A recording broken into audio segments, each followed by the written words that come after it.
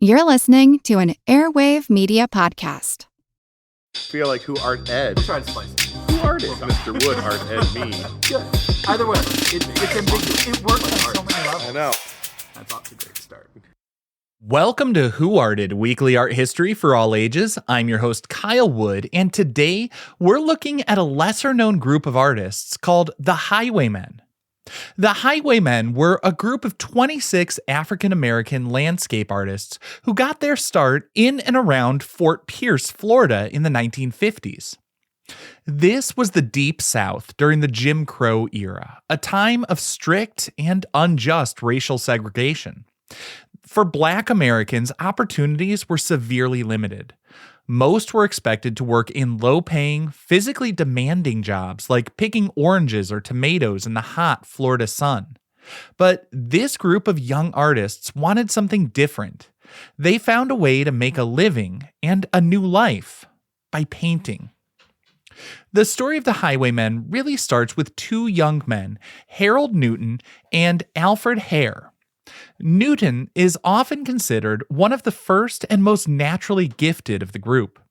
He began painting Florida landscapes, and his work caught the eye of a prominent local white artist named A.E. Bean Backus. Backus was known for his generous spirit, and he opened his studio to many aspiring artists, and he gave Newton encouragement and advice. Alfred Hare was charismatic, energetic, and had big dreams. His high school art teacher saw his talent and formally introduced him to Bean Backus. Hare became his student. Hare learned Backus's techniques for painting landscapes, but he had a different goal in mind. He wasn't just an artist, he was an entrepreneur. And he famously said he wanted to become a millionaire by the time he was 35. A major obstacle, though, was in a segregated society where Black artists couldn't show their work in white-only galleries, they had to create their own art world. And that's what Hare and his friends did. He streamlined the painting process, teaching his friends and neighbors how to paint beautiful landscapes fast. They developed a style that was all their own. Instead of expensive canvases, they painted on Upson board, a pressed fiberboard building material. They would cut the panels into standard sizes. They'd often work in an assembly line fashion in Hare's backyard. They painted with bold, bright colors to capture the eye, often using palette knives to apply thick, quick strokes of paint. They would then frame these with simple wooden crown molding or door trim and paint it gold. Then came the most important part, of course, the sale.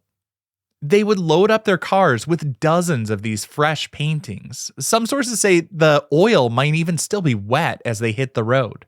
They drove up and down Florida's highways selling their work, and that's how they eventually got their name. They sold their art wherever they could. They'd walk into offices of doctors, lawyers, and dentists. They'd visit banks, motels, restaurants, and laundromats.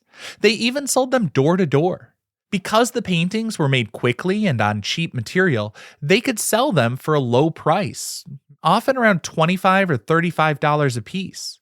And this allowed average people, not just the wealthy, to afford to buy original art and hang it in their homes and businesses. It was genius. They didn't wait for the art world to accept them. They brought the art directly to the people. They were making a good living, far better than they could have made in the citrus groves, and they were doing it on their own terms. The group included 25 men and one woman, Mary Ann Carroll. Her story is also incredible. She was a single mother raising 7 children. She would paint at night after her kids were asleep, and then, just like the men, she'd load up her car and travel the highways to sell her work, often with her children in tow. She was a painter, musician, and later a pastor. Unfortunately, the group's original leader, Alfred Hare, was tragically killed in a barroom fight in 1970 when he was just 29 years old. After his death, the group dynamic changed, and as Florida's style and economy shifted, the demand for their paintings began to fade. For decades, the art was largely forgotten, often hanging in motels and sold in thrift stores. But in the 1990s, an art historian named Jim Fitch began noticing these vibrant, similar-looking landscapes. He started to research their story, tracking down the artists. And it was Jim Fitch who coined the name the Highwaymen for them because of their unique roadside sales method. His work brought their story back to light, and suddenly the art world took notice. In 2004, all 26 of the original Highwaymen were inducted into the Florida Arts Hall of Fame, finally giving them the official recognition they deserved. Now, I wanted to sort of dissect their style, focusing on popular motifs, so let's just call it Florida backcountry with Royal Poinciana. The first thing you notice about any Highwaymen painting is the color. It's not subtle. It's an explosion of vibrant, saturated colors. The paintings were made to be seen, to grab your attention from across the room or from the side of the road.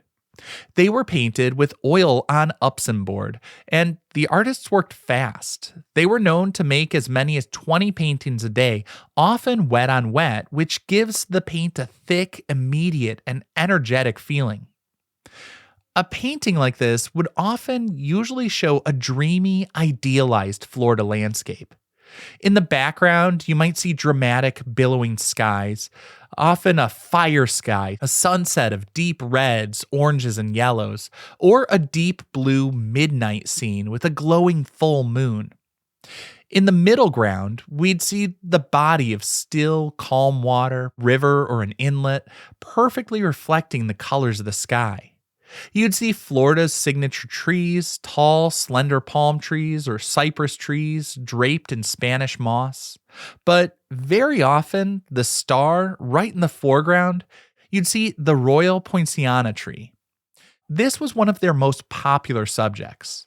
These were trees that were heavily associated with Florida because they didn't do well in frost, so they tended to stay very much in the deep south.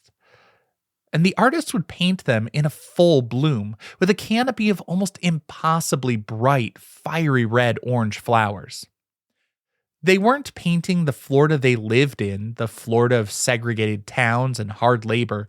They were painting an imaginary Florida, a sort of nostalgic and prettier view, a perfect, untouched paradise. It may not have been exactly the Florida people lived in, but it was the Florida they wanted to live in.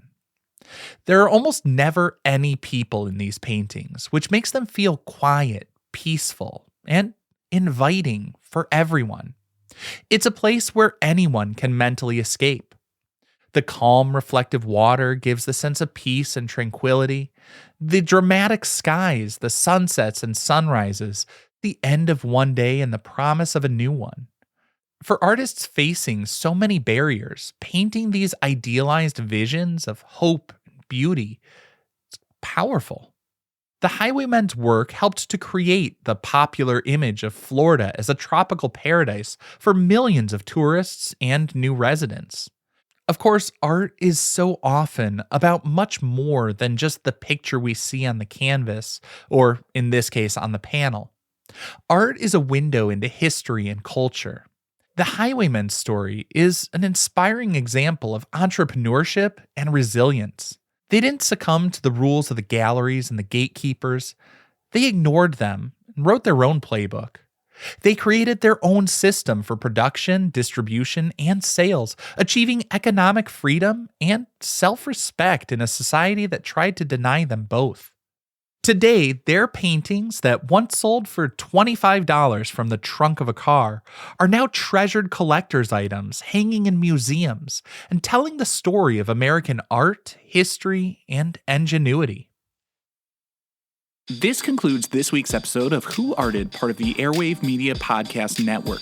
If you found this tolerable, please leave a rating or review on your favorite podcast app. You can find images of the work being discussed this week and every week on social media at Who Arted Podcast on Twitter, Instagram, and TikTok, and of course on the website whoartedpodcast.com.